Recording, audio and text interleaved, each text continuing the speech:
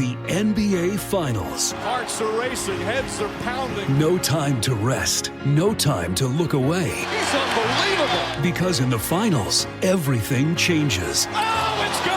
Fate collides with destiny. Today's stars become tomorrow's inspirations. And 4 wins turn the end of a season into the start of a legacy.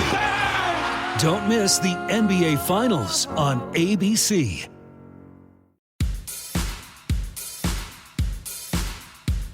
The first all-Manchester FA Cup final approaches, and United approach a Wembley fixture in the rare position of underdogs. So, how does Erik Ten Hag mastermind what would be the most famous and satisfying of victories? Well, we'll have a little discussion on that today on the Manchester United Weekly Podcast, a couple of days out from the Saturday 3 p.m. Cup final kickoff. Thank you for joining us. I'm Harry Robinson and Jack Tait is alongside me.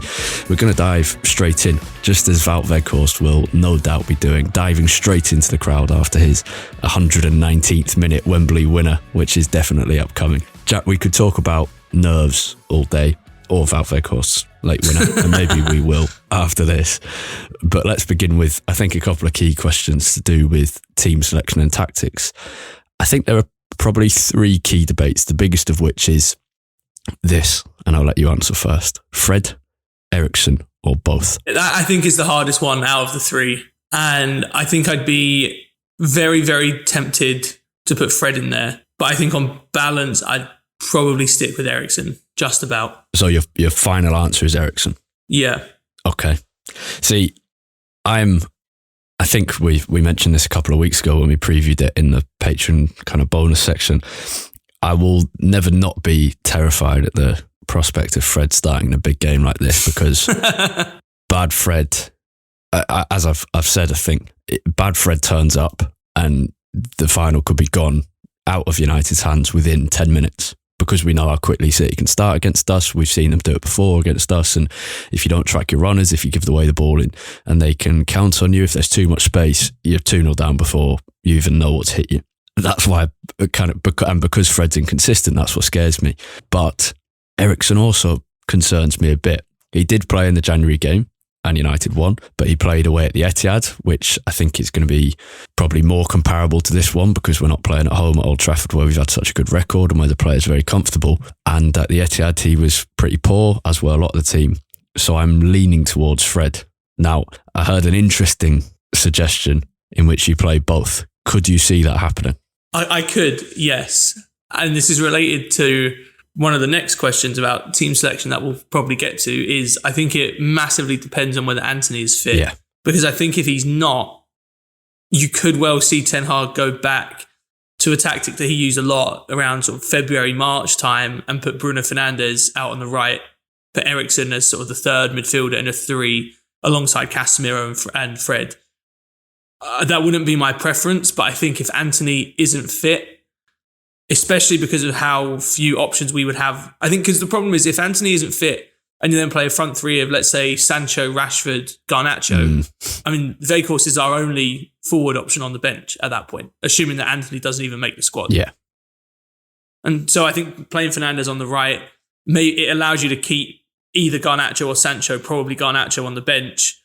Maybe Ten Hag feels that that's a bit of an advantage and trusts Bruno Fernandes' defensive work more than he does Sancho or Garnacho. I think that's a key point, because you'd expect if United are going to win on Saturday, it will be triumphing in a very tight game, potentially into extra time or late on in the 90 minutes or even on penalties, which makes having that Garnacho option off the bench even more important. And I would expect Ten Hag will be looking to stay very tight for the entire 90 minutes, of course, but you know what I mean? Trying to get to that kind of 60-minute mark still level, and then seeing what we can do. And given it's a cup final and there's no replays, and that a 0-0 draw in normal time will take you into extra time and then take you to penalties, I think a lot of it will be trying to make sure that if City are going to score against us, that they've had to work so hard for it, and not hoping to win 2-1, but hoping to win 1-0. And so, yeah, your bench options become very, very important. The other suggestion I saw with regards to Fred would be, instead of putting Bruno Fernandes on the right, put Fred on either the left or the right, because he'd kind of been there. He'd be there to start off with, and then you'd kind of have his little chaotic little presence roaming around, causing a bit of carnage. But you wouldn't have the danger, which is him receiving the ball in central midfield against City's very good press. So Fred's got plenty of options. Well, we can just stick him up front at this point. It's like you said, it's always a bit of a gamble with Fred, and I wouldn't be opposed to him starting at all. I think it makes sense as an option. There is always that worry about him giving the ball away far too often. Which is why you'd shunt him forward or wide. Yes, exactly. I was going to say, I think the danger of Fred on the ball in midfield somewhat goes away a little. It doesn't go away, but it reduces a little bit if the way that we're going to approach this game is similar to how we did against Barcelona, for example, where the focus was very much on do not try and play out against this press, go long, try and win the first or second ball, and try and win possession, on the halfway line rather than trying to play through City. I think if we do that, you'd then probably be putting less of a responsibility on Fred to be someone that needs to be involved in our build-up too much. And then I think his defensive work is what would sway you to keeping him in there. But also, if United are going to play like that, Eriksen's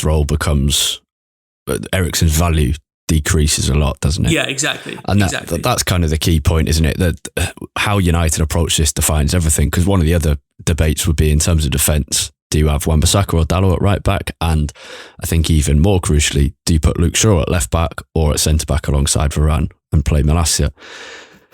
If United are going to go if United aren't going to go, if we're not going to bother having possession and attempting to play out through City's I love that phrase. How are you going to approach this game? I just don't bother having possession. if we're going to lump it long and hope to hit them on the break, then you probably want Shaw in those high areas because he's got kind of the best delivery in the team, really. But if we're going to try and be kind of on an even footing, at least for the first 60 minutes or so of the game, then you might want Shaw at centre back for that quality on the ball in deep areas that we might be lacking elsewhere. What do you think, given that this defines the entire kind of team selection, what do you think is the right approach? And I tell you, to go more specific, well, maybe it's more even wider, but more significant. When you've watched City be really challenged this season, what do you think United can learn from that, whether it's from what we did in January or from what Brighton or Brentford? Well, so I think on Shaw first, that is a much easier one for me. I would stick with Shaw at left back every day of the week.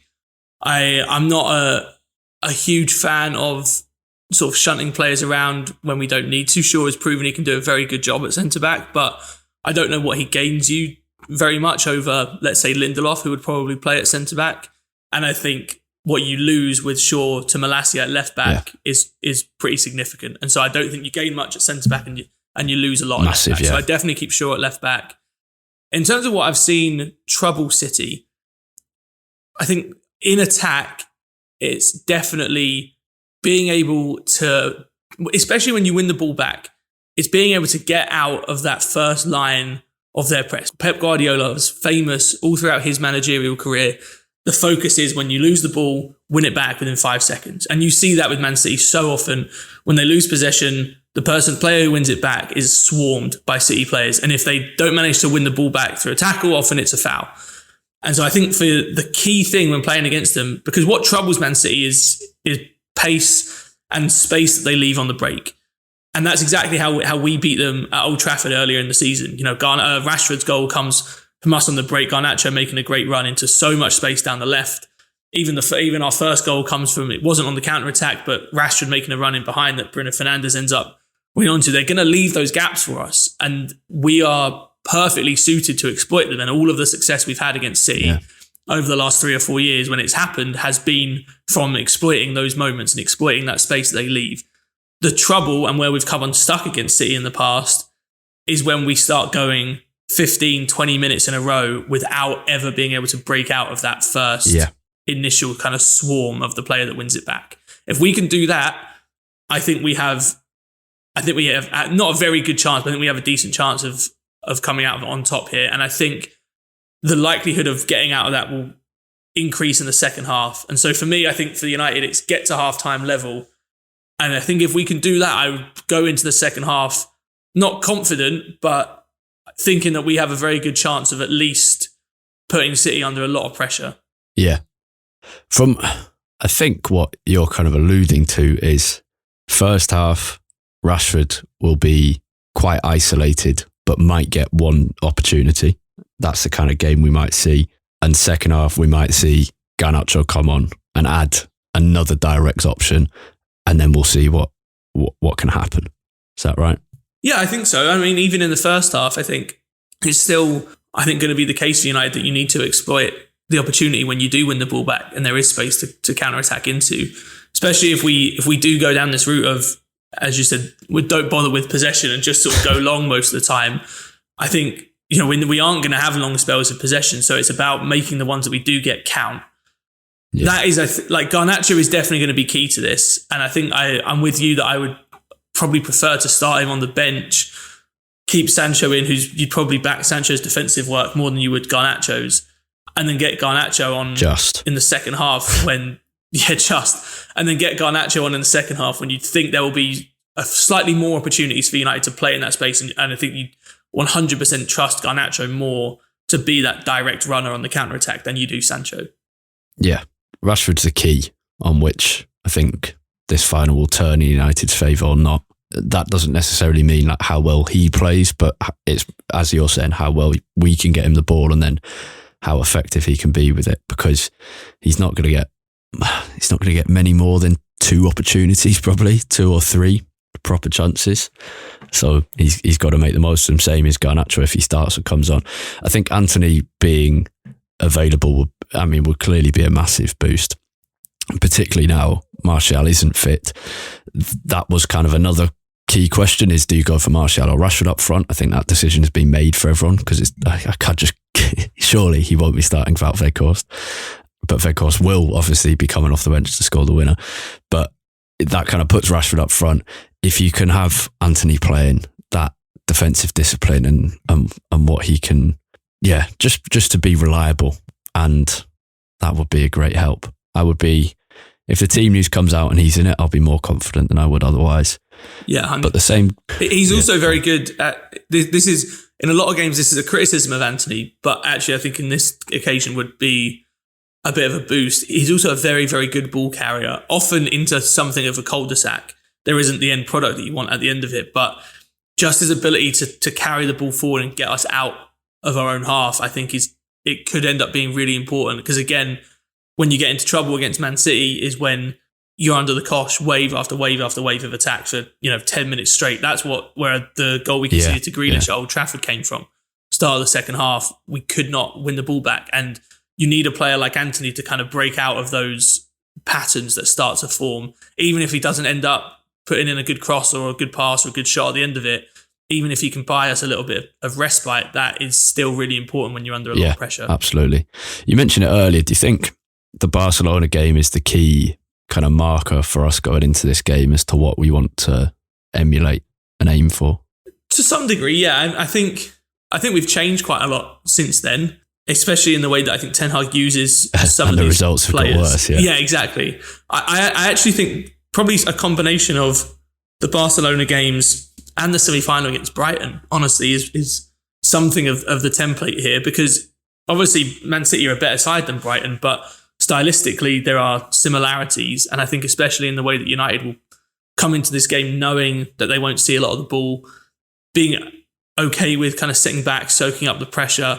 And you look at the second half of the Brighton game, it followed sort of the pattern that we're talking about. First half, we really didn't have too much in the way of attacking threat, but in the second, we started to become a lot more aggressive off the ball. Fred was key to that, actually, when he came on and really sort of shifted the tide of that game. We had a couple of really good chances in the second half that you would have hoped we could have put away to kind of snatch the win in normal time. I think that is, to some degree, the blueprint here for United, and a little bit of the Barcelona game thrown in terms of, maybe going long and not trying to take any risks playing out from the back. Yeah, I'm just getting nervous. I was just thinking about starting quickly, and even that is comes with its risks. And it seems like such the right thing to do to like get in their faces early on. But one mistake in that, one kind of overcommitted tackle, and that space just opens up and you see De Bruyne kind of charging through like the stallion he is.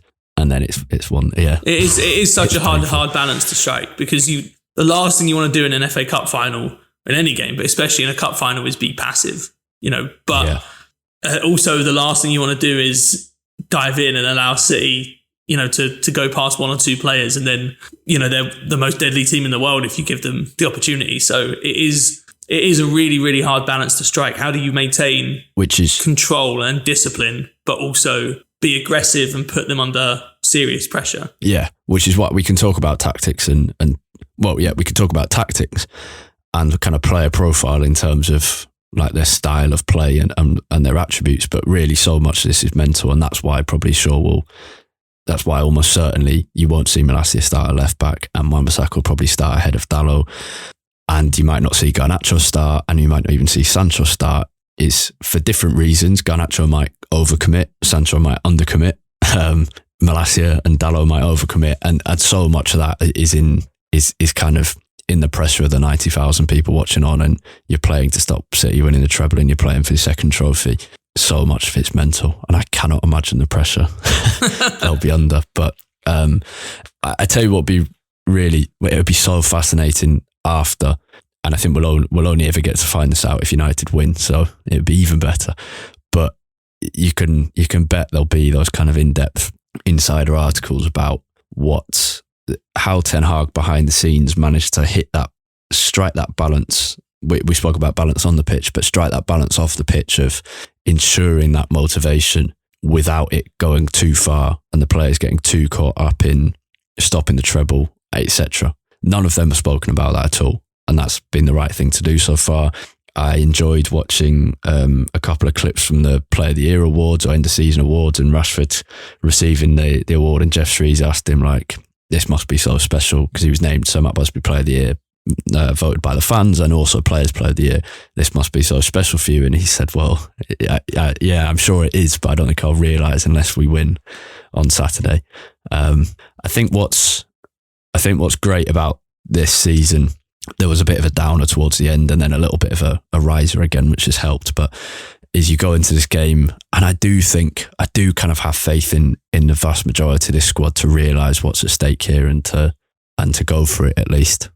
And that's I mean, it's not all we can ask, but it makes losing a little bit more forgivable if that is the outcome that happens. Yeah, I think you have a bit more trust in Ten Hag and this group of players to sort of understand the occasion and to play to the occasion more than you'd have United teams of the recent past. I say that. I did also say that before the Carabao Cup final, where we did turn up and obviously won, but then 2 weeks later got beat 7-0 at Anfield. So yeah. I say that with a little bit of hesitation, but I do genuinely feel more trust in this team to put on a performance that just not necessarily win. Because, well, yeah, and I am too about, like, unfortunately playing a team like City, I don't think you can ever say we're going to go into this put in a performance that will win us the game. But I think you can say, and I do believe that United will come in and put in a performance that is at least befitting of the occasion and the magnitude of everything that's at stake. And I think that is obviously the least that you can ask for, but it's also a standard that I don't think has been held at United for a lot of the last 4 or 5 years. Yeah. The other interesting thing will be to see how Ten Hag speaks to the media and how he builds pressure on City, because that's going to be one of the important things to do, is to make that pressure go both ways. I'm expecting something similar to what he did before the League Cup final when he brought out the Newcastle, how much time they keep the ball in place. That's something. I don't think he'll engage in any talk about the treble at all. No. And that's probably the right thing to do. But I'm sure there'll be something that just to get under their skin. Yeah. And then in the dressing room, it's about showing the players the history of what we've achieved as a club, and then the history of what these players have achieved this season, beating Barca, beating City, winning a trophy at Wembley already. And then all the times that City's players have spoken about the treble already, because that isn't what United's players did in 99. You don't speak about it until it's done. And a lot of them have been speaking about it. And I think that should be motivation enough for United. Do you want to have a score prediction? I was asked this yesterday, and I said two things. My probably realistic prediction is 2-1 to City. But having said that, I do see a path for United to win this game. And to me, it's go in at half-time level. And then I genuinely, if we went in at half-time drawing, I would be quietly confident of pulling something out of the bag. And that's how, 100%. I mean, if we concede an early goal, I think it's curtains very, very early on, first half as much as that pains me. But I think if you can get to half-time, 0-0, 1-1, whatever it is, I would absolutely back us on the counter-attack to spring something on City, as we have done, despite some really painful losses against City. Actually, that's something that we've done relatively successfully in recent years. Yeah. Or United on penalties. I don't think I'd be able to stomach it. It's going to be a weird time for you, isn't it, in the US? Where are you going to watch it? I'm debating whether to go to the United supporters bar here. It's on at 9 a.m, which actually I quite like, because I think if it was in the afternoon, I would just be driving myself crazy all day.